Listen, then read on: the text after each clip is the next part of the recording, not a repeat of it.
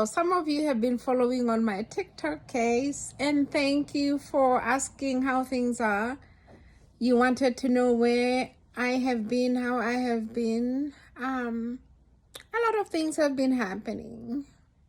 Earlier, I posted some videos explaining my interactions with TikTok and Instagram attorneys.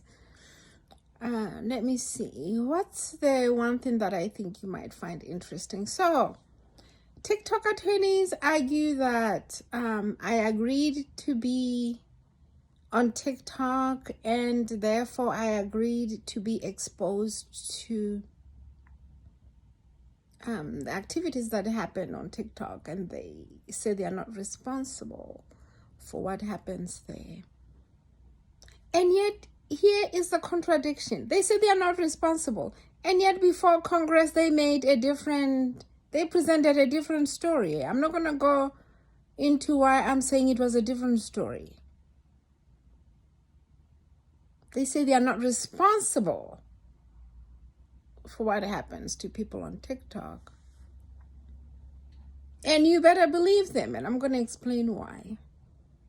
TikTok advertised itself as an entertainment website, and when I first joined TikTok, December 2 years ago maybe, I was actually there singing hymns. I still believed in God at the time, and I was so excited. It was around Christmas time.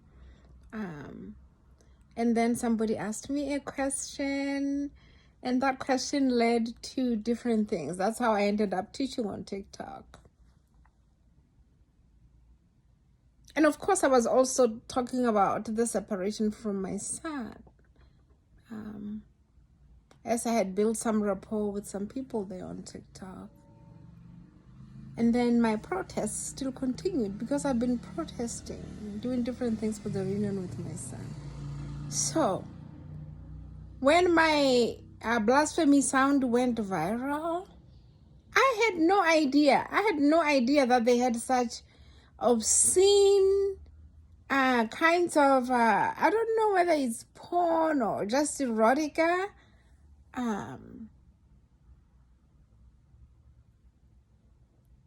That was just brought to my face because of that blasphemy video. And why is this enraging? Because they advertise the site as an entertainment site. They should let people know that they have adult activity going on there. Because some people go there without knowing. And I call that a hard hat area. They should let people know. And stop saying they don't care what happens to people on there. It's up to you, whatever happens to you. And also the idea that there was an unknown phone number on my account, and they claim I entered into a contract with them, and yet there is a person there that they wouldn't tell me, they wouldn't say who the person was. That's not being in a contract with me. No. It's just so ridiculous. But lawyers are in the business of making money. What can I say? And this contract that they say I entered into with them, while we are in court, they sent me a message to say I needed to sign an update to the contract. I'm signing an update to the contract concerning which we are waiting for a judge to make a decision. You know, I wonder where some of these people think I came from. I'm also from planet Earth. But I think that request was mind-boggling.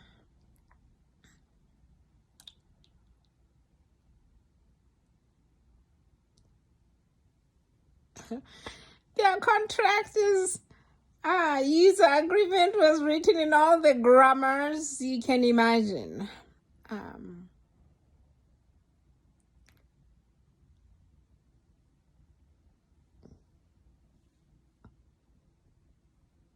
The interesting portion of that agreement for me was the passive voice. right. I hope you're having a wonderful day.